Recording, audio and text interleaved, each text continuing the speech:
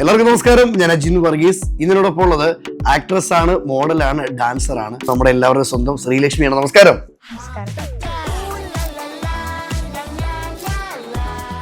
അപ്പൊ നമ്മളൊരു role model ആയിരിക്കണം. ഇപ്പൊ ചിലവർക്ക് ചില ഒരു പോയിന്റ് ഓഫ് വ്യൂ ഉണ്ട്, മോഡൽ ആയിരിക്കണമെങ്കിൽ ഇങ്ങനെ ആയിരിക്കണം എന്നുള്ളത്. അതൊന്നുമല്ല, നമ്മൾ നമ്മളെ ആയിട്ട് അക്സെപ്റ്റ് ചെയ്ത് ബി ജെനുവിൻ ആയിട്ട് നമ്മൾ ഓഡിയൻസിന് മുന്നിൽ 100% കോൺഫിഡൻസ് ആയിട്ട് നമ്മളത് പെർഫോം ചെയ്യുക എന്നുള്ളതാണ് റിയൽ ആയിട്ടുള്ളൊരു ബ്യൂട്ടി.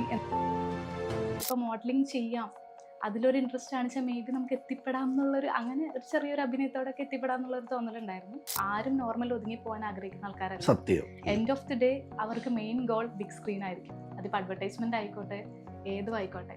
സോ അവിടെ വരെ എത്തിപ്പെടാന്ന് പറയുന്നത് ലൈഫിൽ സക്സസ് എന്താണോ ആഗ്രഹിക്കുന്നത് അതുപോലെ ജീവിക്കാൻ കഴിയും. വേറൊരാളുടെ റെസ്ട്രിക്ഷൻസോ ഇല്ലാതെ നമ്മുടെ ഹാപ്പിനെസ് എന്താണെന്ന് സ്വയം കണ്ടെത്തി, അല്ലെങ്കിൽ നമ്മുടെ ഡ്രീംസ് എന്താണോ അത് സ്വയം കണ്ടെത്തി അതിന് വേണ്ടിയിട്ട് ഫോളോ ചെയ്യാം. നമുക്ക് വേണ്ടിയിട്ട് ജീവിക്കാൻ കഴിഞ്ഞത് തന്നെയാണ് നമ്മുടെ എൻറ്റയർ ലൈഫിന്റെ ഏറ്റവും വലിയ സക്സസ് എന്ന് പറയുന്നത്. ഇത് ശ്രീലക്ഷ്മിയാണോ ആണോ? ഞാൻ തന്നെയാണ്. ആക്ച്വലി ഞാൻ നല്ല രീതിയിൽ വെയിറ്റ് ഗെയിൻ ചെയ്തിട്ടുണ്ടായിരുന്നു. ഇപ്പോൾ 42 ഓൾമോസ്റ്റ് ഒരു 62 ഒക്കെയോളം ചെയ്തിട്ടുണ്ടായിരുന്നു. ദെൻ കട്ട് ഔട്ട് ചെയ്ത് നൗ 56. അതിനുവേണ്ടി നല്ല പണിയെടുത്തിട്ടുണ്ട്. നല്ല പണിയെടുത്തു. സത്യം പറഞ്ഞാൽ ഞാൻ എന്തെങ്കിലുമൊക്കെ ഒന്ന് ആക്ടിങ് ബേസിൽ ഇമ്പ്രൂവ് ആയിട്ടുള്ളത് സീരിയൽ വന്നതിന് ശേഷം മാത്രം. എൻ്റെ വീട്ടുകാർ കഴിഞ്ഞ് പിന്നെ എന്നെ ഏറ്റവും കൂടുതൽ എന്നെ എൻകറേജ് ചെയ്യലും അല്ലെങ്കിൽ എന്നെ അപ്രീഷിയേറ്റ് ചെയ്തിട്ടുണ്ടെന്നുണ്ടെങ്കിൽ അത് ഇവരെല്ലാവരുമാണ്. അനൽ മേലെ പനിത്തുളി അലപായും ഒരു കിളി മരം തേടും മഴത്തുളി. എല്ലാവർക്കും നമസ്കാരം. ഞാൻ അജിൻ വർഗീസ്. ഇതിനോടൊപ്പം ഉള്ളത് ആക്ട്രസ് ആണ്, മോഡലാണ്, ഡാൻസർ ആണ്. ഒരുപാട് ആളുകൾ ഇന്ന് മോഡലിങ്ങിലോട്ട് വരുവാൻ ആഗ്രഹിക്കുന്നു. എങ്ങനെയാണ് മോഡലിങ്ങിൽ എത്തപ്പെടുന്നത്? ഒരുപാട് ആൾക്കാർക്കുള്ളൊരു ചിന്തയാണ്, മോഡലിംഗിൽ വന്ന സിനിമയിൽ പെട്ടെന്ന് വരുവാൻ പറ്റുമോ? ഇതിനെല്ലാം ഉത്തരം തരാനുള്ളത് നമ്മുടെ എല്ലാവരുടെയും സ്വന്തം ശ്രീലക്ഷ്മിയാണ്. നമസ്കാരം. ശ്രീലക്ഷ്മി, ഒത്തിരി സന്തോഷം കേട്ടോ. കാരണം ഇപ്പം ടൈറ്റിൽ വിന്നറായി ഞങ്ങളുടെ മുൻപിൽ വന്നിരിക്കുന്നു. ആ ഒരു ചിരിയും അതിൽ തന്നെ ഉണ്ട്, ആ ഒരു സന്തോഷം അല്ലേ? വീട് എവിടാ? വീട് മാള, തൃശ്ശൂർ ഡിസ്ട്രിക്റ്റ് ആണ്. ഈ തൃശ്ശൂർ സ്ഥലത്ത് നിന്ന് ഒരാൾ ഈ കൊച്ചി പോലുള്ള ഒരു സ്ഥലത്ത് വരുമ്പം അതിന്റെ ബുദ്ധിമുട്ടുകൾ നമുക്ക് തീർച്ചയായിട്ടും അറിയല്ലേ? ബുദ്ധിമുട്ടെന്ന് അങ്ങനെ എനിക്ക് തോന്നിയിട്ടില്ല. കാരണം നമ്മള് പ്രോപ്പർ തൃശ്ശൂർ എന്നല്ല, തൃശ്ശൂർ കൊച്ചി ബോർഡർ ആയിട്ട് വരും. ആ സംസാര ശൈലിയിൽ തന്നെ മിക്സ് സംസാരം അല്ലേ? അതിന് ചോദിച്ചിട്ടുണ്ടോ? തൃശ്ശൂരുകാരിയായിട്ട് തൃശ്ശൂർ സംസാരം എന്തെങ്കിലും ചോദിച്ചിട്ടുണ്ടോ? ചോദിച്ചിട്ടുണ്ട്. അതിപ്പം തൃശ്ശൂർ ഡിസ്ട്രിക്റ്റിൽ ചെന്ന് ചെല്ലുമ്പോൾ അവർക്ക് ഭയങ്കര ഡിഫറെന്റ് ആയിട്ട് തോന്നും. പക്ഷെ കൊച്ചി ചെല്ലുമ്പോൾ പക്ക തൃശ്ശൂരായിട്ട് അവർക്കും തോന്നാറുണ്ട്. ഏതായാലും രണ്ടിടത്തും പിടിച്ചു നിൽക്കുന്നുണ്ട്. ഓക്കെ, അപ്പൊ ഇനി ഞങ്ങൾക്ക് അറിയേണ്ടത് ശ്രീലക്ഷ്മി എന്തൊക്കെ ഇതിലാണ് വിന്നായത് മോഡലിങ്ങിൽ, അതോടൊപ്പം ഈ മോഡലിങ്ങിലോട്ട് വന്നത് എങ്ങനെയാണ്? ഓക്കെ, ഞാൻ ലേറ്റസ്റ്റ് വിൻ ചെയ്തിട്ടുള്ളത് ഇപ്പം 2024 ലേറ്റസ്റ്റ് ആയിട്ട് miss Kerala edge of elegance നടത്തി മിസ് കേരളയിലാണ് ടൈറ്റിൽ വിന്നർ ആയിട്ടുള്ളത്. ലേറ്റസ്റ്റ് നടന്നതാണ്. പിന്നെ അതിനു മുമ്പ് മലയാളി മങ്ക എന്നുള്ളൊരു കോണ്ടസ്റ്റ്, ബ്യൂട്ടി കോണ്ടസ്റ്റ് നടന്നിട്ടുണ്ടായിരുന്നു. ആ പാജന്റിലും ഞാൻ ടൈറ്റിൽ വിന്നർ ആയിരുന്നു. കൺഗ്രാറ്റ്സ് ആദ്യം തന്നെ. Thank you. ഇതിലെല്ലാം ടൈറ്റിൽ വിന്നർ ആകുന്ന സമയത്ത് നമ്മൾ തൃശ്ശൂരിൽ നിന്ന് പുറപ്പെടുന്നു, എനിക്ക് മോഡലാവണം അല്ലെങ്കിൽ മോഡലിങ്ങിലൂടെ സിനിമയിൽ എത്തപ്പെടണം. അപ്പൊ ഈ ഒരു ചിന്തയെല്ലാം വന്നത് എങ്ങനെ? ഇതിനൊരു തുടക്കം എങ്ങനെയായിരുന്നു? തുടക്കം എന്ന് പറയുമ്പം എൻ്റെ സ്കൂൾ കാലഘട്ടമാണ്. കാരണം ഞാൻ ചെറുപ്പം മുതൽ ഇപ്പം ഏറ്റവും കൂടുതൽ ഈ കലോത്സവത്തിൽ നിറഞ്ഞു നിന്നുള്ള ഒരാളായിരുന്നു. കാരണം ഇപ്പോൾ ഡാൻസ് ആണെന്നുണ്ടെങ്കിലും പാട്ട്, അങ്ങനെ ഞാൻ സ്കൂൾ ടൈമിലൊക്കെ ഒരുപാട് മത്സരങ്ങൾക്ക് പങ്കെടുക്കാറുണ്ട്. ഒരു സകലകല വല്ലഭയായിരുന്നു സ്കൂൾ ടൈമിൽ. കലോത്സവത്തിൽ എന്തിനൊക്കെ മത്സരിക്കുമായിരുന്നു? പാട്ട്, ഡാൻസ്? ഞാൻ മെയിൻ ആയിട്ടുള്ളത് ഭരതനാട്യം, ക്ലാസിക് ഡാൻസ് ഉണ്ടായിരുന്നു, പിന്നെ ഫോക്ക് ഡാൻസ് ഉണ്ടായിരുന്നു, പിന്നെ പാട്ട് മത്സരിക്കാറുണ്ട്, പിന്നെ പെൻസിൽ ഡ്രോയിങ് മത്സരിക്കാറുണ്ട്. എല്ലാത്തിനകത്തും ഉണ്ടായിരുന്നു. ഓക്കെ, അപ്പം സ്കൂൾ കലോത്സവത്തിൽ പങ്കെടുക്കുന്ന സമയത്ത് ഈ മോഡലിങ്ങിലോട്ട് വരണമെന്നുള്ള ചിന്ത തോന്നിയപ്പോഴാ? അത് ആക്ച്വലി ഒരു +2 ടൈമിലാണ് തോന്നിയത്. കാരണം അന്ന് നമ്മൾ ഡാൻസ് പഠിക്കുമ്പോൾ അതിനൊരു അഭിനയം കിടക്കുന്നുണ്ടല്ലോ. അപ്പൊ അങ്ങനെ ഇരിക്കുമ്പോൾ അഭിനയത്തോടൊരു താല്പര്യം തോന്നിയിട്ടുണ്ടായിരുന്നു. പക്ഷെ നമുക്ക് പറയുന്ന പോലെ എനിക്ക് കോണ്ടാക്ട്സ് ഒന്നും ഇല്ലായിരുന്നു. അപ്പൊ നമുക്ക് ഈ ഒരു ഫാമിലിയിലാണെങ്കിൽ ഈ ഒരു ഫീൽഡുമായിട്ട് ബന്ധപ്പെട്ട ആരുമില്ല. അപ്പോ എങ്ങനെ എത്തിച്ചേരണം ഒന്നും അറിയില്ലല്ലോ. അപ്പോൾ പിന്നെ നോക്കുമ്പോൾ പണ്ടത്തെ ആ ഒരു പാറ്റേൺ അല്ല ഇപ്പോൾ. പണ്ട് നേരെ ഡാൻസ് കളിച്ചാൽ അങ്ങനെ നമുക്ക് നേരെ മോഡലിംഗ് വരാം, സിനിമയിൽ വരാന്നുള്ളൊരിതുണ്ടായി. പിന്നീട് എല്ലാം മാറിക്കഴിഞ്ഞപ്പോൾ ഞാൻ ഓക്കെ ഇപ്പൊ മോഡലിംഗ് ചെയ്യാം, അതിലൊരു ഇൻട്രസ്റ്റ് കാണിച്ചാൽ മേ ബി നമുക്ക് എത്തിപ്പെടാം എന്നുള്ളൊരു അങ്ങനെ ഒരു ചെറിയൊരു അഭിനയത്തോടൊക്കെ എത്തിപ്പെടാം എന്നുള്ളൊരു തോന്നലുണ്ടായിരുന്നു. അപ്പോൾ അങ്ങനെ ഒരു +2 ടൈമിലൊക്കെ ആയി കഴിഞ്ഞപ്പം ഇങ്ങനെ ഫസ്റ്റ് ഒരു ഷൂട്ടിന് പോയി. പയ്യെ അങ്ങനെ തുടങ്ങിയാണ്. പിന്നെ ഒറ്റയ്ക്കാണ് ഇതേപോലെ ഷൂട്ടും കാര്യങ്ങളൊക്കെ പോയി പയ്യെ പയ്യെ കോണ്ടാക്ട്സുകളൊക്കെ ആയി. അങ്ങനെ ഒരുപാട് എന്നെ ഏറ്റവും കൂടുതൽ അത്ഭുതപ്പെടുത്തിയ കാര്യം പഠിച്ച പ്രൊഫഷനെ അല്ല ഇപ്പൊ നിൽക്കുന്നത് അല്ലേ? വലിയ വ്യത്യാസമുണ്ട്. എന്തോ പഠിച്ചേ? ഞാൻ കമ്പ്യൂട്ടർ സയൻസ് ആയിരുന്നു. അതിൽ ഞാൻ സോഫ്റ്റ്വെയർ ഡെവലപ്മെന്റ് ആയിരുന്നു. അത് പഠിച്ചെന്ന് പറഞ്ഞാൽ നമ്മൾ +2 നമ്മളൊരു കമ്പ്യൂട്ടർ സയൻസ് എടുക്കുമല്ലോ. ത്രൂ ഔട്ട് പറഞ്ഞ പോലെ എല്ലാരും എടുക്കുന്ന പോലെ മറ്റേ കമ്പ്യൂട്ടറിനകത്ത് ഗെയിം കളി ഉള്ളെന്ന് വെച്ചെടുത്തതാണോ? കമ്പ്യൂട്ടർ സയൻസ് അല്ല, അറിയായിരുന്നോ? ഇഷ്ടമായിരുന്നു, ആക്ച്വലി ഫീൽഡ് ഇഷ്ടമായിരുന്നു. പക്ഷെ ഇതിൽ എങ്ങനെ എത്തിപ്പെടണം, ഞാൻ പറഞ്ഞ പോലെ എത്തിപ്പെടണം നമുക്ക് അറിയില്ലല്ലോ. കാരണം നമുക്ക് അങ്ങനെ ഫീൽഡിൽ ആരുമായിട്ട് ബന്ധമൊന്നുമില്ല. അപ്പം എത്രത്തോളം നമുക്ക് അതിൽ എത്തിച്ചേരാൻ പറ്റുമെന്ന് അറിയില്ല. അപ്പോൾ ഇതൊരു നമുക്കൊരു സേഫ് ആയിട്ട് വരണം വേണമെന്ന് വിചാരിച്ചിട്ടാണ് മെയിനായിട്ട് കമ്പ്യൂട്ടർ സയൻസ് എന്നുള്ള രീതിയിൽ എടുത്തത്. പിന്നെ സോഫ്റ്റ്വെയർ എടുത്തും കോഴ്സ് എല്ലാം കഴിഞ്ഞായിരുന്നു. അങ്ങനെ നിൽക്കുമ്പോഴാണ് പക്ഷെ മനസ്സിനൊരു തൃപ്തി വരുന്നില്ലായിരുന്നു. എന്റെ വിഷൻ ഇതല്ലല്ലോ, എന്റെ റൂട്ട് ഇതല്ലേ. അപ്പോഴാണ് തിരിച്ചറിഞ്ഞത്. അപ്പോൾ ആ സമയത്ത് എന്തായാലും ട്രൈ ചെയ്ത് നോക്കാമെന്ന് വിചാരിച്ചിട്ടുള്ളൂ, അല്ലാതെ ഇതും മെയിനായിട്ട് ആവുമെന്ന് വിചാരിച്ചിട്ടില്ലായിരുന്നു. അപ്പോൾ അപ്പോഴും മനസ്സിലൊരു സൈബർ സെക്യൂരിറ്റിയിലോട്ട് മാറണം എന്നുള്ളൊരു ചിന്ത ഉള്ളിൻ്റെ ഉള്ളിലുണ്ടായിരുന്നു. ഇതിപ്പോ തിരിച്ചറിഞ്ഞ സമയത്തും വീട്ടിലൊക്കെ സപ്പോർട്ടായിരുന്നോ? എൻ്റെ വീട്ടിൽ എല്ലാത്തിനും സപ്പോർട്ടാണ്. സപ്പോർട്ടാ, അത് വലിയൊരു ഭാഗ്യമല്ലേ. അതിപ്പോ ചെറുപ്പം തൊട്ടേ ഞാൻ പറഞ്ഞല്ലോ, ഇപ്പോൾ ഡാൻസ് ആണെന്നുണ്ടെങ്കിലും കലോത്സവം ആണെന്നുണ്ടെങ്കിലും എനിക്ക് അനിയത്തിയുണ്ട്. അവൾ ഇതേപോലെ തന്നെ മത്സരങ്ങൾക്കൊക്കെ പോകുന്ന ആൾ തന്നെയാണ്. അപ്പോൾ വീട്ടിൽ അച്ഛനാണെങ്കിലും അമ്മയാണെങ്കിലും ചെറുപ്പം തൊട്ടേ ഞങ്ങളെ കലോത്സവത്തിന് വീട്ടുകാരെന്നെ നല്ല രീതിയിൽ ബൂസ്റ്റ് ചെയ്യും. സോ അങ്ങനെ അവരുടെ സപ്പോർട്ട് ത്രൂ ഔട്ട് ഉണ്ടായിരുന്നു. സോ അവർക്ക് വെച്ച് നോക്കുമ്പോൾ ഇതും ഞാൻ ഫോളോ ചെയ്യുന്ന ഒരു കല തന്നെയാണ്. അപ്പോൾ അവർക്ക് സംബന്ധിച്ച് എൻ്റെ ഹാപ്പിനെസ് ആണ് അവർക്ക് ഏറ്റവും വലിയ ഇമ്പോർട്ടൻറ്റ്. അല്ലാതെ വേറൊരു അങ്ങനെ അവർ പറയുന്ന ഒരു രീതിയിൽ അങ്ങനെയൊന്നുമില്ല. ഞാൻ എന്താണോ ആഗ്രഹിക്കുന്നത് അത് തന്നെ ഫോളോ ചെയ്യാനേ അവർ. ഈ ശ്രീലക്ഷ്മിയുടെ ഈ മോഡലിംഗിൽ ഈ ഒരു വിന്നിങ്ങിൽ കലോത്സവം എത്രമാത്രം ഗുണം ചെയ്തിട്ടുണ്ട്? കലോത്സവം ഓക്കെ, അത് പറയുകയാണെന്നുണ്ടെങ്കിൽ പാജനിൽ ഒരുപാട് തന്നെ ഗുണം ചെയ്തിട്ടുണ്ട്. കാരണം ഇപ്പോൾ നമ്മൾ ഈ കോമ്പറ്റീഷനിലോട്ടൊക്കെ പങ്കെടുക്കുമ്പോൾ നമുക്കൊരു സ്പിരിറ്റ് ഉണ്ടാവുമല്ലോ.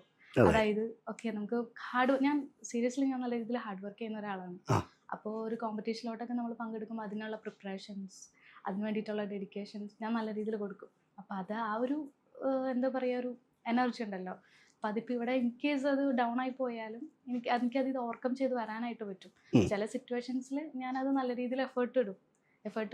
നല്ല രീതിയിൽ പ്രിപ്പയർ ചെയ്തിട്ട് തന്നെയാണ് ഇപ്പോൾ പാജൻസിൽ എനിക്ക് കിട്ടിയിട്ടുള്ളത്. 2 വിൻ ഇപ്പം ചെയ്തല്ലേ?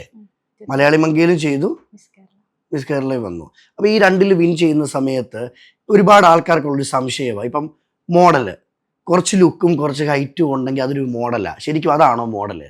മോഡൽ എന്ന് പറയുമ്പോൾ നമുക്ക് പല കാറ്റഗറീസ് ഉണ്ടല്ലോ. ഇപ്പോൾ ഞാൻ പങ്കെടുത്തതെന്ന് പറയുന്നത് പാജന്റ് ആണ്. ഇപ്പോൾ മോഡൽ എന്ന് പറയുന്നത് ഇപ്പോൾ കൊമേഴ്ഷ്യൽ മോഡൽസ് ഉണ്ട്, വിൻ മോഡൽസ് ഉണ്ട്, അല്ലെങ്കിൽ റൺവേ മോഡൽസ് ഉണ്ട്. ഇതൊക്കെ സെപ്പറേറ്റ് കാറ്റഗറീസ് ആണ്. അപ്പോൾ ഓരോന്നിനും അതിൻ്റെതായ സ്പെസിഫിക് ആയിട്ടുള്ളൊരു കാര്യങ്ങളുണ്ട്. ഇപ്പോൾ പാജന്റ് എന്ന് പറയുമ്പോൾ എൻറ്റയർലി ഡിഫറെൻറ്റാണ്. അവിടെ നമ്മുടെ ബ്യൂട്ടി അല്ലെങ്കിൽ മറ്റുള്ളവരുടെ ഒരു കാഴ്ച ഇതിലല്ല നമ്മുടെ ഭംഗിയിരിക്കുന്നത്. നമ്മുടെ ഇന്നർ ബ്യൂട്ടി എന്ന് പറയും, നമ്മുടെ കോൺഫിഡൻസ് ലെവൽ, നമ്മളായിട്ട് തന്നെ ജെന്യുവൻലി നമ്മൾ അക്സെപ്റ്റ് ചെയ്യുക, അല്ലെങ്കിൽ നമുക്ക് എന്താണോ ഉള്ളത് അതിൽ നമ്മൾ 100% കോൺഫിഡൻസ് ആയിട്ടിരിക്കുക. ആ ഒരു വോയിസ് നമ്മൾ മറ്റുള്ളവരിലോട്ട് അല്ലെങ്കിൽ ഒരു പോസിറ്റീവ് ഇമ്പാക്റ്റ് മറ്റുള്ളവർക്ക് കൊടുക്കാനായിട്ട് നമുക്ക് സാധിക്കുക. അതാണ് റിയൽ ബ്യൂട്ടി. സോ ആ ഒരു കോൺഫിഡൻസ് നമ്മൾ പാജനിൽ നല്ല രീതിയിൽ നമുക്ക് വോയിസ് ഉയർത്താൻ കഴിഞ്ഞാൽ അതാണ് ഒരു ബ്യൂട്ടി എന്ന് പാജനിൽ ഉദ്ദേശിക്കുന്നത്. ഈ ശ്രീലക്ഷ്മിയുടെ ഇന്റർവ്യൂ ആണെന്ന് അറിഞ്ഞപ്പോൾ ശ്രീലക്ഷ്മിയുടെ അമ്മയെ ഞാൻ വിളിച്ചായിരുന്നു. അപ്പം അമ്മ പറഞ്ഞ കാര്യം ആദ്യമൊന്നും ഇങ്ങനെ സംസാരിക്കത്തില്ലായിരുന്നു, അത് പക്ഷെ മോഡൽ ഗുണം ചെയ്തല്ലേ? മോഡലിങ് സംസാരിക്കത്തില്ല എന്നല്ല, ഞാൻ പൊതുവെ ഞാൻ പറഞ്ഞല്ലോ, ഞാൻ അധികം ഇതുപോലെ ഇന്റർവ്യൂസോ അല്ലെങ്കിൽ അതുപോലെ ഇങ്ങനെ സംസാരിക്കൽ കുറവാണ്. നല്ലപോലെ സംസാരിക്കുന്നുണ്ട്. അങ്ങനെയല്ല, വീട്ടിൽ പൊതുവെ ഞാൻ കുറച്ച് ഇൻട്രോവേർട്ട് ആണെന്ന് പറയാം. അതാണ് മെയിൻ ആയിട്ടുള്ള കാര്യം. പക്ഷെ ഫ്രണ്ട്സിൻ്റെ അടുത്തൊക്കെ പറയുമ്പോൾ കുറച്ചും കൂടി ഒരു ആംബിവേർട്ട് ടൈപ്പിലോട്ട് പോകാറുണ്ട്. ബട്ട് ഇപ്പോൾ പാജനിലോട്ട് വരുമ്പോൾ നമ്മൾ സംസാരിച്ചേ പറ്റൂ. അപ്പോൾ അവിടെ നമ്മൾ സംസാരിക്കണം, എന്നാലാണ്. ഇപ്പം ഞാനും കേട്ടോ ഈ റാമ്പൊക്കെ ചെയ്തതിന് ശേഷം സംസാരിക്കുമല്ലേ, ചോദ്യ ഉത്തരം അല്ലേ?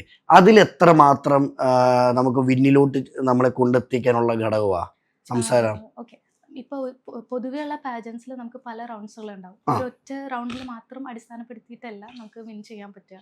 ഒരു പാജൻസ് വരുമ്പോൾ അതിലിപ്പോൾ മേ ബി 3 റൗണ്ട്സ് ഉണ്ടാവും. ഇപ്പം ഞാൻ പങ്കെടുത്ത 2ലും 3 റൗണ്ട്സ് ആണ് ഉണ്ടായിരുന്നത്.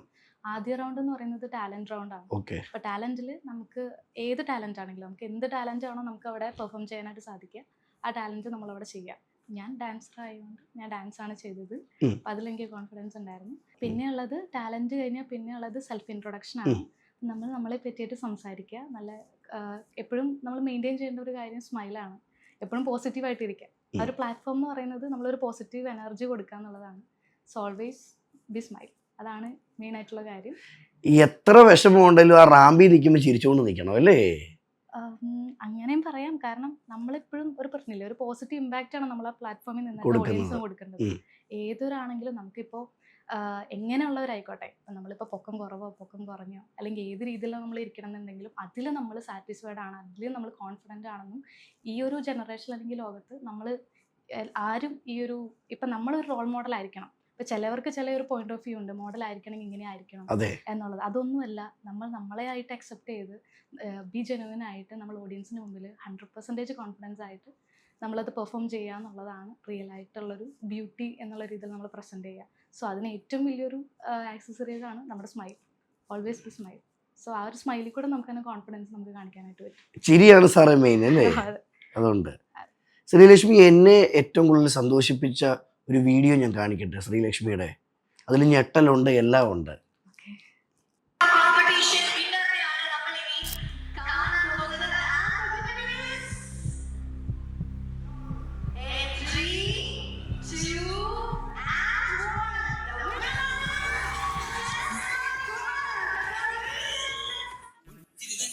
ഈ ഒരു നിമിഷം കിട്ടിയ ഒരു സന്തോഷം അല്ലേ? ആ ഒരു സിറ്റുവേഷൻ ഒന്ന് പറയാവോ? അത് ഞാൻ പറഞ്ഞല്ലോ, എന്റെ ഫസ്റ്റ് ബാച്ച് ഉണ്ടായിരുന്നു. ഫസ്റ്റ് ആയിരുന്നു? ഫസ്റ്റിൽ തന്നെ അങ്ങ് അടിച്ചു. ആ എടാ മോനെ അടിപൊളിയാ. ഓക്കെ. അപ്പൊ ഞാൻ നല്ല നെർവസ് ആയിരുന്നു ആ ടൈമില്, സീരിയസ്ലി. കാരണം എനിക്ക് ഒരു ഐഡിയ ഇല്ല, പാജന്റിനെ പറ്റിയിട്ട് അറിയാനും പാടില്ല, ഒന്നും അറിയില്ല. അപ്പം എൻ്റെ കൂടെ ഇപ്പൊ പാർട്ടിസിപ്പേറ്റ് ചെയ്യുന്ന എല്ലാവരും അത്യാവശ്യം എക്സ്പീരിയൻസ്ഡ് ആണ്, എനിക്കൊന്നും അറിയില്ല. അപ്പോൾ ഞാൻ ചിന്തിച്ചു, ഓക്കെ ഞാൻ എന്താണോ ഞാൻ പെർഫോം ചെയ്യുക. അവിടെ കോൺഫിഡൻസ് ആയിരുന്നു അവിടെ അല്ലേ? ഓവർ കോൺഫിഡൻസ് അല്ല, കോൺഫിഡൻസ് ആയിരുന്നു തീർച്ചയായിട്ടും. അപ്പോൾ പെർഫോം പിന്നെ നമുക്കറിയില്ല, എല്ലാവരും അവരുടേതായ ബെസ്റ്റ് ചെയ്തിട്ടുണ്ട്. എല്ലാ മോഡൽസും അവരുടേതായ ബെസ്റ്റ് അവർ ചെയ്തു. എനിക്കറിയണ്ട അങ്ങനെ കുറെ ആളുകളിൽ നിന്ന് സെലക്ട് ചെയ്ത് ലാസ്റ്റ് 2 പേരിലെത്തി നിൽക്കും ആ വീഡിയോ അല്ലേ? അപ്പോഴും എൻ്റെ മനസ്സിൽ എനിക്ക് കിട്ടുമോ എന്നൊരു ചിന്തയാ. അവിടെ ആ ക്രൗൺ വെച്ചതിന് ശേഷം കിട്ടിയ ഒരു സന്തോഷം എന്തായിരുന്നു? ഞാൻ ഭയങ്കര ഇമോഷണൽ ആയിപ്പോയി. അത് ഇമോഷണൽ എന്ന് പറഞ്ഞാൽ എൻ്റെ ഫസ്റ്റ് പാജന്റ് അല്ലേ, അപ്പോൾ ഒരിക്കലും പ്രതീക്ഷിച്ചില്ല. കാരണം ഒരുപാട് ടാലന്റഡ് ആയിട്ടുള്ള പാർട്ടിസിപ്പൻസ് തന്നെയായിരുന്നു എല്ലാവർക്കും നല്ല. ഇപ്പോൾ ചിലവർക്ക് ഞാൻ പറഞ്ഞില്ല, നമുക്ക് 3 റൗണ്ട്സാണ് ഉള്ളത്. ഇപ്പോൾ ടാലൻറ്റും സെൽഫ് ഇൻട്രോം അതുപോലെ Q&A ഉണ്ട്. ഈ Q&A 3ലും അതുപോലെ ചെയ്തിട്ടാണ്. ഇപ്പോൾ ചിലതിൽ പോവും, പക്ഷെ ചിലതിൽ ബെസ്റ്റ് ആയിരിക്കും. ഓക്കെ. അപ്പോൾ നമ്മളെല്ലാം ത്രൂ ഔട്ട് വരുമ്പോഴാണ് നമ്മളൊരു ടോട്ടൽ കൗണ്ടിൽ എല്ലാം നോക്കും. ഓക്കെ. 3 റൗണ്ട്സും കൂടെ മാർക്ക് ചെയ്തിട്ടായിരിക്കും. ലാസ്റ്റ് റൗണ്ടാണ് Q&A ക്വസ്റ്റ്യൻ ചോദിക്കും, അതിനനുസരിച്ചിട്ട് ആൻസർ ചെയ്യും. ഈ Q&Aയിൽ ചോദിക്കുന്ന ക്വസ്റ്റ്യനിൽ ഇപ്പോൾ ഏതെങ്കിലും ഓർമ്മയുണ്ടോ? എന്നോട് ചോദിച്ചതാണോ? ശ്രീലക്ഷ്മിയോട് ചോദിച്ചത്. എന്നോട് ചോദിച്ചത് ഓക്കെ, മലയാളി മങ്കയിൽ ചോദിച്ചത് ലൈഫിലെ സക്സസ് എന്താണെന്നുള്ളതാണ്. ലൈഫിലെ സക്സസ് എന്തോ? ഐ മീൻ നമ്മുടെ പോയിന്റ് ഓഫ് വ്യൂല് എന്താണ് സക്സസ് എന്ന് കാണുന്നത് എന്നാണ് ചോദിച്ചത്. എന്തോ കൊടുത്തു ഉത്തരം? ഇപ്പോൾ എൻ്റെ ലൈഫിൽ എന്ന് പറയുമ്പം ഇപ്പോൾ ഞാൻ പൊതുവേ പറയുകയാണെന്നുണ്ടെങ്കിൽ നമ്മുടെ ലൈഫിൽ ഏറ്റവും കൂടുതൽ നമുക്ക് ഉറപ്പുള്ള ഒരു കാര്യം എന്താണെന്ന് വെച്ചാൽ, ഇപ്പോൾ ജനിച്ച ഒരു ദിവസം നമ്മൾ മരിക്കും. അതെ. ഈ ഒരു കാര്യം മാത്രം നമുക്ക് ഓക്കെ കണ്ണടച്ച് സംഭവിക്കുമെന്ന് പറയാൻ പറ്റുള്ളൂ. അപ്പോൾ ആ ഒരു കാലഘട്ടം വരെ അല്ലെങ്കിൽ ആ ഒരു ടൈം ഓഫ് പീരീഡിൽ നമ്മൾ ഹാപ്പി ആയിട്ടിരിക്കുക, നമുക്ക് എന്താണോ ആഗ്രഹിക്കുന്നത് അതുപോലെ ജീവിക്കാൻ കഴിയും. വേറൊരാളുടെ റെസ്ട്രിക്ഷൻസോ ഇല്ലാതെ നമ്മുടെ ഹാപ്പിനെസ് എന്താണെന്ന് സ്വയം കണ്ടെത്തി, അല്ലെങ്കിൽ നമ്മുടെ ഡ്രീംസ് എന്താണോ അത് സ്വയം കണ്ടെത്തി അതിന് വേണ്ടിയിട്ട് ഫോളോ ചെയ്യുക. ഇപ്പോൾ നമ്മുടെ ഹാപ്പിനെസ്സിൻ്റെ ചുരുക്കി പറഞ്ഞാൽ നമ്മുടെ ഹാപ്പിനെസ്സിൻ്റെ കീ വേറൊരാളിൽ കൊടുക്കാതെ കോൺഫിഡൻസോടെ നമ്മുടെ ആത്മവിശ്വാസത്തോടെ നമ്മുടെ പോക്കറ്റിൽ തന്നെ വേണം. അത്ര തന്നെ. അപ്പോൾ അതുപോലെ നമുക്ക് വേണ്ടിയിട്ട് ജീവിക്കാൻ കഴിഞ്ഞത് തന്നെയാണ് നമ്മുടെ എൻറ്റയർ ലൈഫിന്റെ ഏറ്റവും വലിയ സക്സസ് എന്ന് പറയുന്നത്. ഇത്രയും മറുപടി കൊടുത്തു. ഞാൻ ആ സമയത്ത് നമുക്ക് മൈൻഡിൽ വരുന്നതാണ്. ഈ ക്വസ്റ്റ്യൻ ഒന്നും നേരത്തെ നമുക്ക് അറിയാൻ പറ്റത്തില്ലല്ലേ? വലിയ ക്വസ്റ്റ്യൻ ഒന്നും അല്ല ചോദിക്കുന്നതാനും, നിസ്സാരം നമ്മുടെ ലൈഫിൽ നടന്ന സംഭവങ്ങളൊക്കെ ആയിരിക്കും അല്ലേ? അങ്ങനെ പറയാൻ പറ്റില്ല. ചിലപ്പോൾ അല്ലാത്ത രീതിയിലുള്ള നമ്മുടെ കറന്റിൽ നടക്കുന്ന കാര്യങ്ങളെ പറ്റി ചോദിക്കാം. അതിന് നമുക്ക് എന്ത് സൊല്യൂഷനാണ് കൊടുക്കാൻ പറ്റുക ചോദിക്കാം. എല്ലാ രീതിയിലും ചോദിക്കാം. ഞാൻ ഇൻട്രോയിൽ സൂചിപ്പിച്ച പോലെ തന്നെ ഒരുപാട് ആളുകൾ ഇന്ന് മോഡലിംഗിൽ വരാൻ ആഗ്രഹിക്കുന്നില്ലേ? അവരോട് ഈ നിമിഷം പറയാനുള്ളത് എന്തുവാ? എങ്ങനെ ഇതിലോട്ട് എത്തപ്പെടാൻ പറ്റും? കാരണം അതിന് ഏറ്റവും ഉദാഹരണമാണ് ഉത്തരം തരാൻ ശ്രീലക്ഷ്മി. കാരണം ഒറ്റയ്ക്ക് വന്നു, ഫാമിലി ആണെങ്കിലും ഫ്രണ്ട്സ് ആണെങ്കിലും ഈ ഒരു ഫീൽഡുമായിട്ട് ഒരു ബന്ധവുമില്ല, എന്നിട്ടും ഒറ്റയ്ക്ക് വഴി വെട്ടി വന്നെങ്കിൽ ഒരുപാട് കഥകൾ അറിയാം. അപ്പോൾ ഇന്നും ഈ വീഡിയോ കാണുന്ന ആളുകൾക്ക് വരുവാൻ ആഗ്രഹമുണ്ട്. പക്ഷേ ശ്രീലക്ഷ്മിയെ പോലെ തന്നെ അവരുടെയും തുടക്ക സമയത്ത് എനിക്ക് എൻ്റെ ഫാമിലിയിൽ ഇങ്ങനെയുള്ളവരില്ല, എന്നെ മുന്നോട്ട് കൊണ്ടുപോകാൻ ഒരാളില്ല. അപ്പം അങ്ങനെയൊക്കെ ഉള്ളവരോട് എന്തോ പറയാനുള്ളത് ശ്രീലക്ഷ്മിക്ക്? അങ്ങനെയുള്ളവരോട് എന്താ പറയുക, ശരിക്കും മനസ്സിൽ നമ്മൾ കരുതണം, ഓക്കെ ഇതാണ് എൻ്റെ പാഷൻ, ഇതിലാണ് ഞാൻ ഹാപ്പിനെസ് കണ്ടെത്തുന്നതെന്ന് സ്വയം വിചാരിച്ചു കഴിഞ്ഞാൽ വേറെ ഒന്നും നോക്കരുത്. ഏറ്റവും മെയിൻ ആയിട്ടുള്ള ഒരു കാര്യം കൺസിസ്റ്റൻസിയാണ്. നമ്മൾ കൺസിസ്റ്റൻസ്, അതുപോലെ തന്നെ ഡെഡിക്കേഷൻ, പിന്നെ ഹാർഡ് വർക്ക്, ഈ മൂന്നൊരു കാര്യം നമ്മൾ കണ്ടിന്യൂസ് ലൈഫിൽ ചെയ്ത് കഴിഞ്ഞാൽ ഏതൊരു കാര്യത്തെയും നമുക്ക് നേരിടാനായിട്ട് സാധിക്കും. ഇതിപ്പോൾ എന്തായിക്കോട്ടെ, ഉദാഹരണം ഞാൻ തന്നെയാണ്. ഞാൻ കൺസിസ്റ്റൻ്റ് ആയിട്ട് വർക്ക് ചെയ്യുമായിരുന്നു. പിന്നെ അതുപോലെ തന്നെ നമ്മൾ കൊടുക്കുന്ന ആ ഒരു പാഷൻ കൊടുക്കുന്ന ഡെഡിക്കേഷൻ ഇമ്പോർട്ടൻ്റാണ്. നമുക്ക് ഒന്നിൽ സക്സസ് ആവാൻ പറ്റണമെന്നില്ല, ചിലപ്പോൾ 2 സക്സസ് ആവാൻ പറ്റണമെന്നില്ല. ഒരുപാട് ട്രൈ ചെയ്യാന്നുള്ളതാണ്. ക്ഷമ വേണം, ക്ഷമ അത് വലിയൊരു ഇമ്പോർട്ടൻ്റ് അല്ലേ ഈ കാര്യത്തിൽ? ക്ഷമയും വേണം, അതുപോലെ തന്നെ ഹാർഡ് വർക്കും വേണം. പിന്നെ എപ്പോഴും നമ്മൾ എന്താ പറയുക, അപ്ഡേറ്റഡ് ആയിട്ടിരിക്കുക. എല്ലാ കാര്യങ്ങളെയും പറ്റി നമ്മൾ ഏതൊരു ഫീൽഡ്, ഇപ്പോൾ മോഡലിംഗ് ഫീൽഡിന് പറഞ്ഞുകൊണ്ട് പറയുകയാണ്, അതിന് ഏത് കാറ്റഗറി എന്നുള്ളത് നമ്മൾ ചൂസ് ചെയ്യുക. അതിന് വേണ്ടിയിട്ട് വർക്ക് ഏത് ഫീൽഡാണെന്നുണ്ടെങ്കിലും അതിൻ്റേതായ ബുദ്ധിമുട്ടുകളുണ്ട്. നമ്മളത് എന്തിനും ഫേസ് ചെയ്യാനായിട്ട് റെഡി ആവുക, എല്ലാം പോസിറ്റീവായിട്ട് കാണാം. പിന്നെ നമുക്ക് എപ്പോഴും ഒരു പരാജയം ഉണ്ടാവും, പക്ഷെ അത് അങ്ങനെ ഒരിക്കലും നെഗറ്റീവായിട്ട് എടുക്കാതെ, പരാജയം വരണം എന്നാലല്ലേ അല്ലേ? അതെ, നെഗറ്റീവായിട്ട് എടുക്കാതെ അതെന്താ പറയുക, നമുക്കൊരു ലെസൺ ആക്കി എടുക്കുക. അങ്ങനെ ടൈം ഇസ് എവറിത്തിങ്, ടൈമാണ് ഏറ്റവും ഇമ്പോർട്ടൻറ്റ്. അതാണ് എനിക്ക് എപ്പോഴും പറയാനുള്ളൂ. ഇത്ര ഒരു എക്സ്പീരിയൻസിൽ എന്തുവാ പഠിച്ച പാഠം? പഠിച്ചതോ, ടൈം വേസ്റ്റ് ചെയ്യരുത്. ഇമ്പോർട്ടൻ്റ് ടൈമാണ് ഏറ്റവും പഠിച്ച കാര്യം. ടൈം വേസ്റ്റ് ചെയ്യരുത് എന്നുള്ളതാണ്. വേസ്റ്റ് ചെയ്ത ടൈമുകളുണ്ടോ ശ്രീലക്ഷ്മി? ഞാൻ പറഞ്ഞില്ല, എനിക്ക് ആ ഒരു വേസ്റ്റ് ചെയ്തു എന്ന് എനിക്കല്ല, ബട്ട് എൻ്റെ ഒരു മെയിൻ ഇതാണ് എൻ്റെ പാഷൻ എന്ന് തിരഞ്ഞെടുക്കാനായിട്ട് ഞാൻ കുറച്ച് വൈകിപ്പോയി.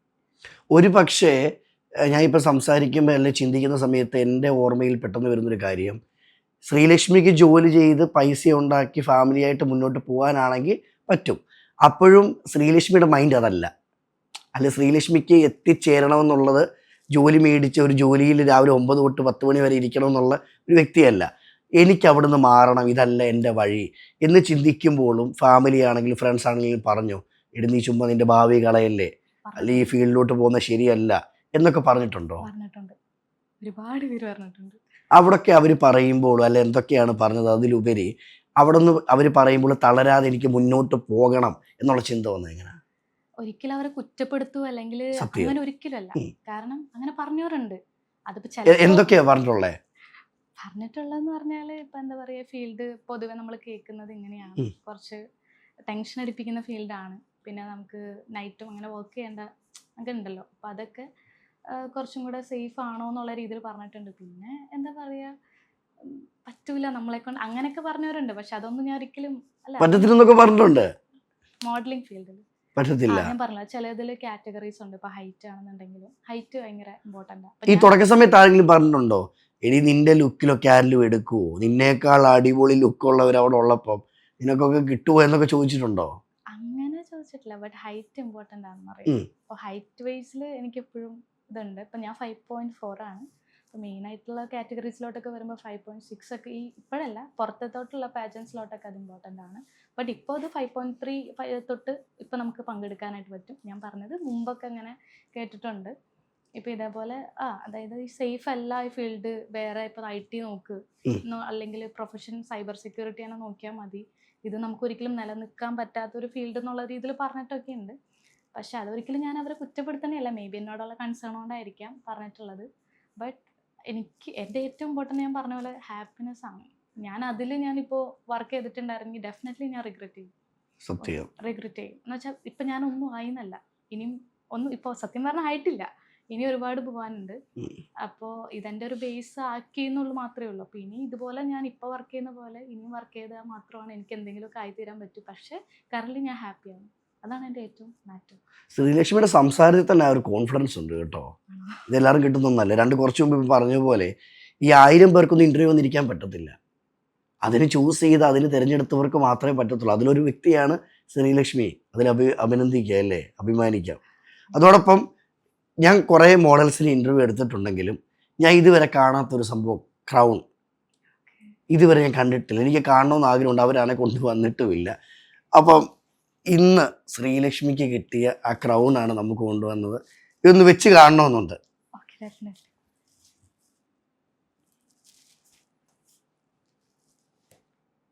ആ, അടിക്കണ കൈ. ഓക്കെ അല്ലേ? അടിപൊളി അടിപൊളി. ഓഹ്, കുറെ യാത്ര ചെയ്തല്ലേ ഇതിനു വേണ്ടി?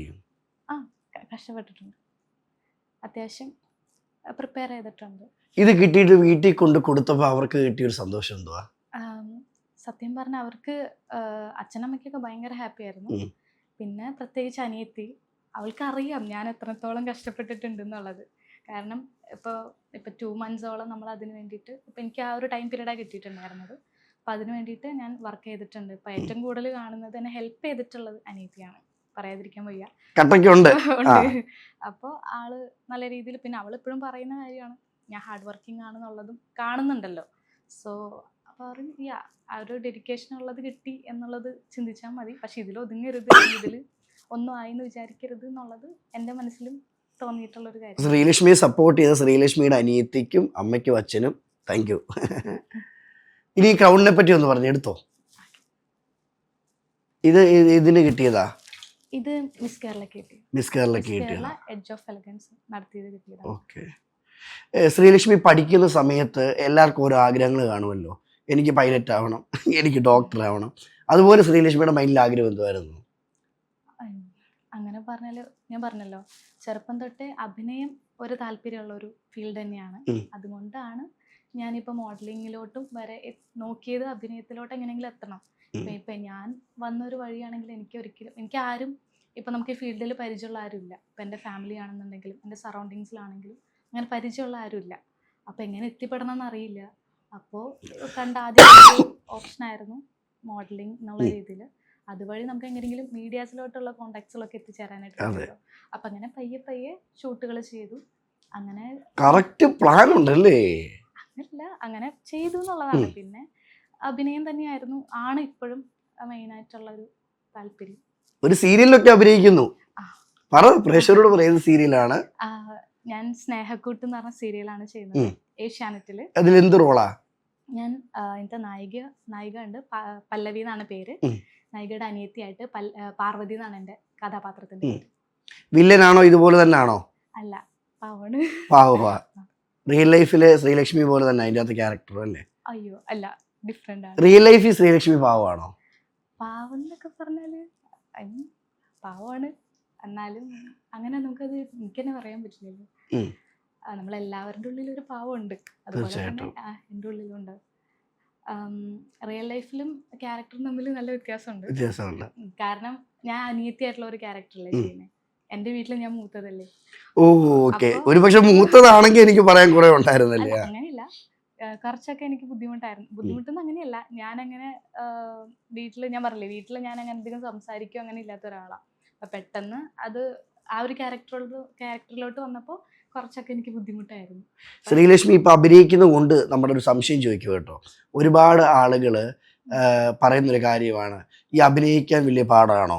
നിങ്ങൾക്ക് അവർക്ക് AC റൂമുണ്ട്, പൈസയുണ്ട്, ഫെയിം ഉണ്ട്, അവിടെ പോയി നിന്ന് ക്യാമറയ്ക്ക് മുന്നിൽ സംസാരിച്ച പോരെ.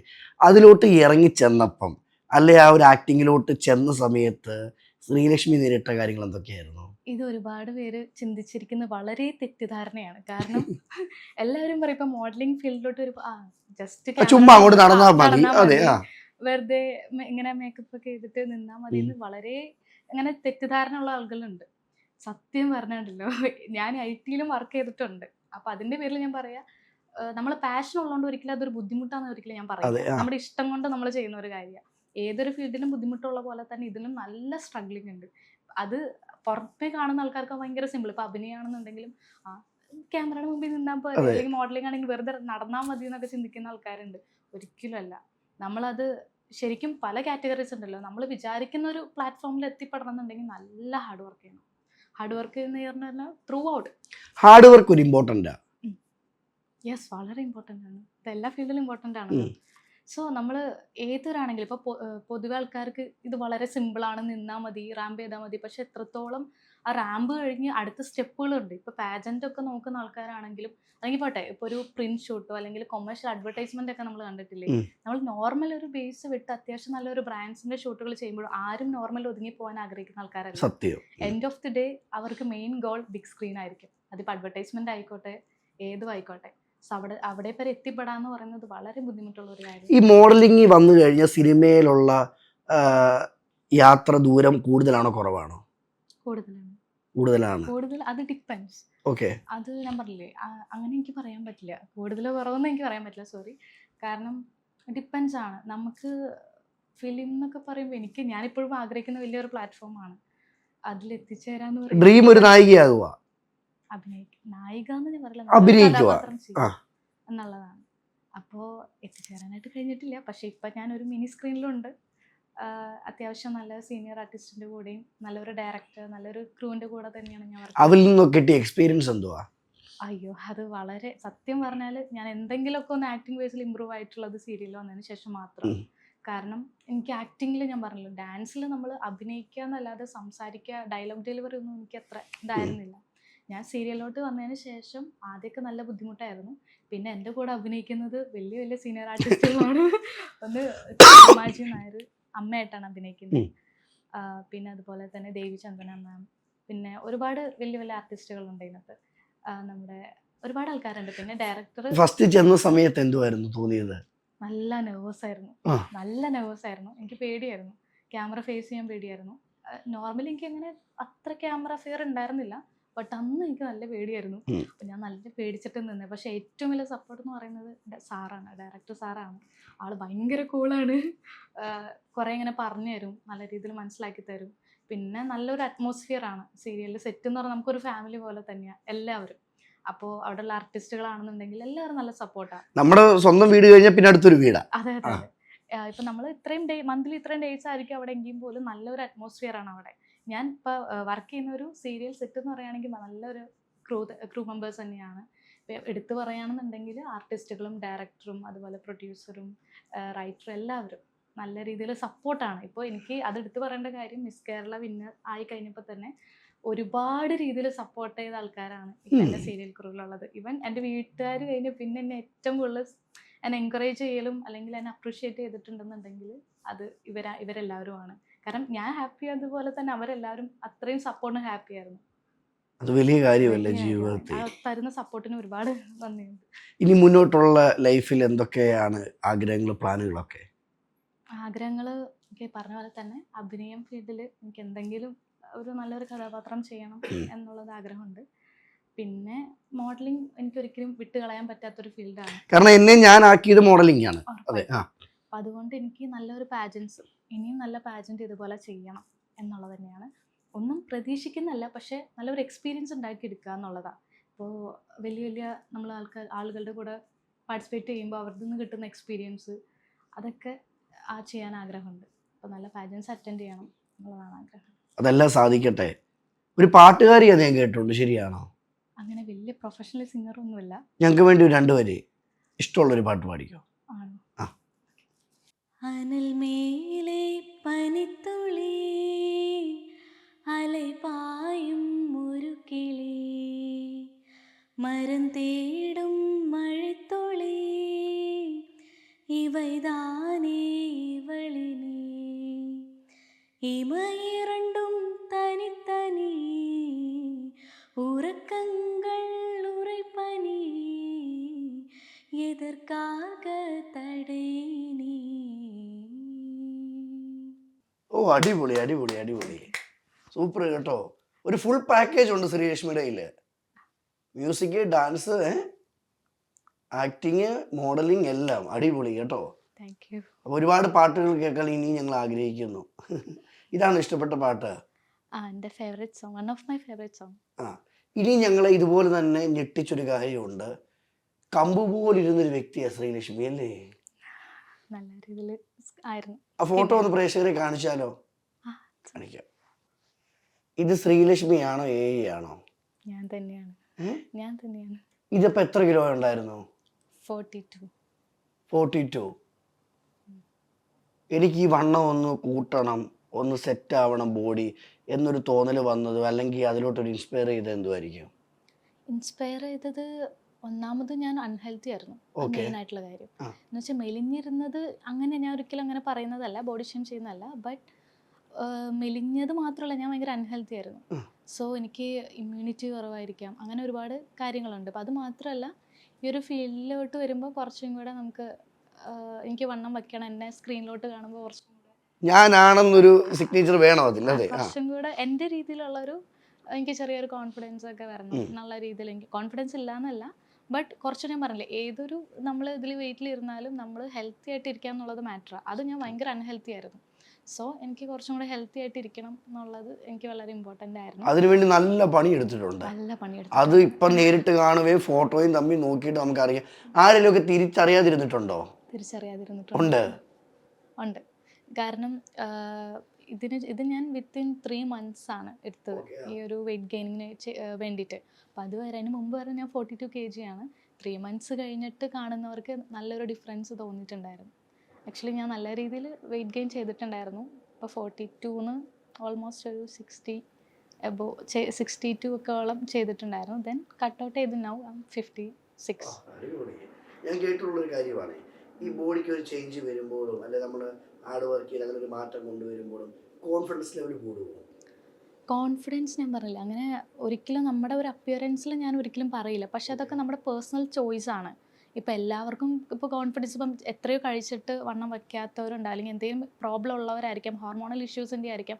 അവരൊരിക്കലും നമ്മൾ എന്താ പറയുക, ബോഡി ഷെയിം ചെയ്യുക അല്ലെങ്കിൽ അവരുടെ കോൺഫിഡൻസ് ഇങ്ങനെ ആയണം എന്നുള്ള ഒരിക്കലും ഞാൻ പറയില്ല.